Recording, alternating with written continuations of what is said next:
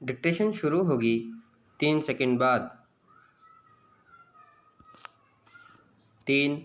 कृषि कानूनों की पड़ताल करने के लिए सुप्रीम कोर्ट की बनाई कमेटी का मानना है कि अधिकांश किसान और संगठन कृषि कानूनों से खुश थे। कमेटी ने कृषि कानूनों की बारीकी से अध्ययन कर अपनी सीलबंद रिपोर्ट सुप्रीम कोर्ट को सौंपी थी।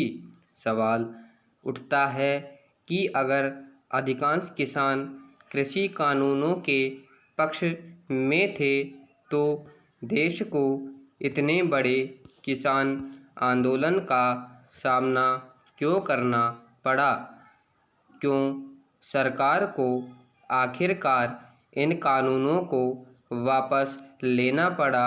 सरकार आंदोलनकारी किसान संगठनों को कानून के बारे में समझा क्यों नहीं पाई? सब जानते हैं कि हमारा देश आज भी कृषि प्रधान देश है। किसान के फायदे के लिए लाए गए कानूनों को लेकर आखिरकार इतना बवाल क्यों मचा? कमेटी की रिपोर्ट अभी देश की सर्वोच्च अदालत के पास है और इसके सुझावों का फैसला लिया जाना बाकी है। प्रधानमंत्री ने कृषि कानूनों को वापस लेने का फैसला किया तो उसके बाद सरकार और आंदोलनकारी किसान संगठनों के बीच बातचीत में कुछ मुद्दों पर सहमति भी बनी थी।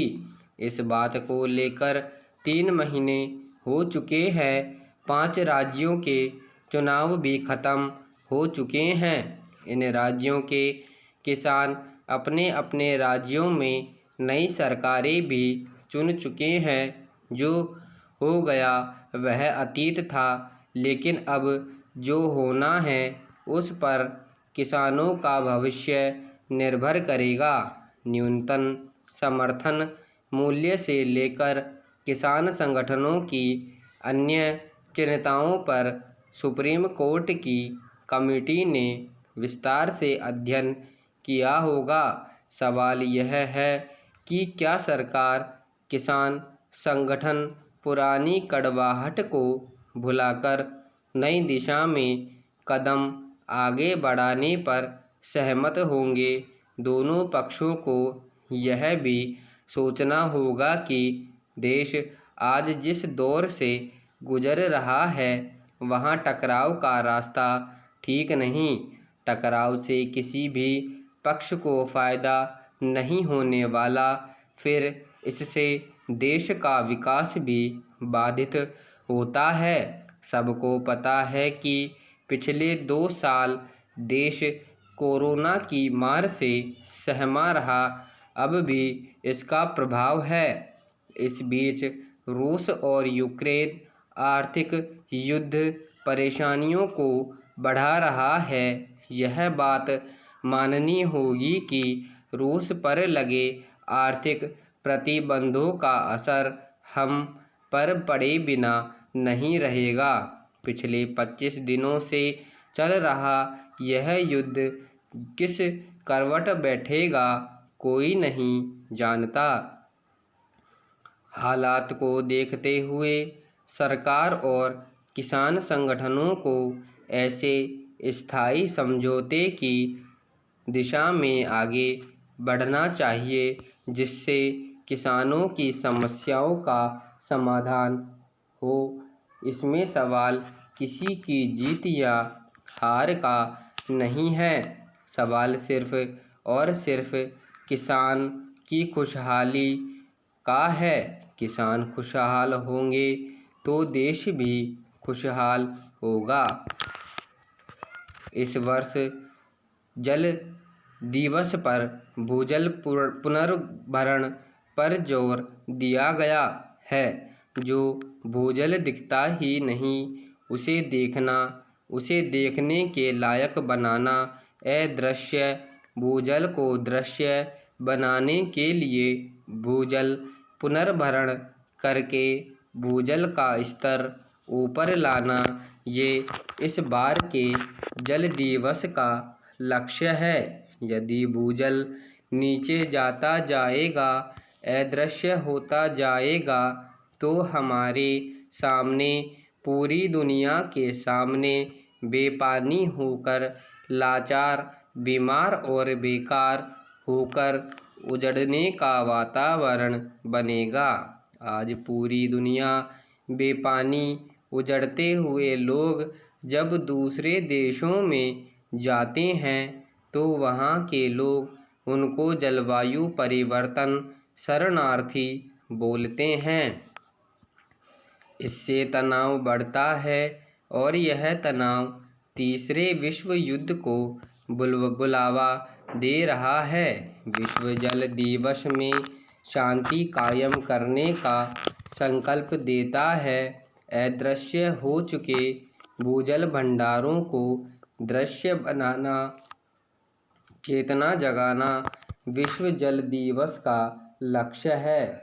हम देखें तो भूजल के मामले में भारत की स्थिति लगातार बिगड़ रही है। देश के 72% भूजल भंडारों से जितना पानी निकाला जा रहा है, उससे कम पानी धरती में जा रहा है। यह एक तरह से ओवरड्राफ्ट की स्थिति है, यानी धरती का दोहन अधिक हो रहा है और पुनर्भरण नहीं हो रहा है।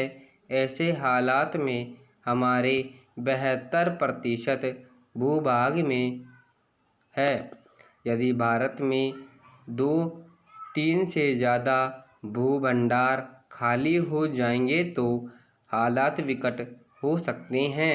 हमारा देश भी जलवायु परिवर्तन शरणार्थी की श्रेणी में आ सकता है। यह वाकई खतरनाक स्थिति होगी। यह बात डराने के लिए नहीं बताई जा रही है, बल्कि संभलने के लिए बताई जा रही है। अब भी वक्त है हम अपने आप को संभालें और अपने देश को पानीदार बनाएं। भारत को पानीदार बनाना है तो भारत में सामुदायिक विकेंद्रित जल प्रबंधन ही करना पड़ेगा। भारत का जो परंपरागत प्रबंध था, तालाब, बावड़ी, कुएं, आज खत्म होते जा रहे हैं। उनको हमें दोबारा से ठीक करना है। हमें यह देखना होगा कि धरती पर हरियाली बढ़ेगी, मिट्टी का कटाव रुकेगा, धरती की सेहत ठीक होगी, यानी पेड़ पौधे जंगलों को संभालकर और धरती का रख रखाव करके हम संकट से बच सकते हैं। इससे बारिश नहीं होने या कम होने जैसी समस्या का समाधान होगा। ऐसे होने पर हमारा देश जलवायु परिवर्तन शरणार्थी जैसे संकट से बच सकता है और विश्व के लिए शांति का संदेश दे सकते हैं। भारत प्रकृति प्रेम और जल संरक्षण के जरिए दुनिया को शांति का संदेश दे सकता है। भारत परंपरा प्रकृति से प्रेम करने की रही है। भारत आस्था पानी की रक्षक है। इसलिए भारत में 20-30 साल पहले तक नदियाँ इतनी प्रदूषित नहीं हुई थी, जबकि यूरोप की नदियाँ तो 150-200 साल पहले दूषित हो चुकी थी। लेकिन यूरोप ने अपनी नदियों को ठीक कर लिया और भारत की नदियाँ अब नालों में तब्दील हो रही हैं। विश्व जल दिवस पर सरकारों को कुछ ज़रूरी काम करने चाहिए। संपूर्ण विराम।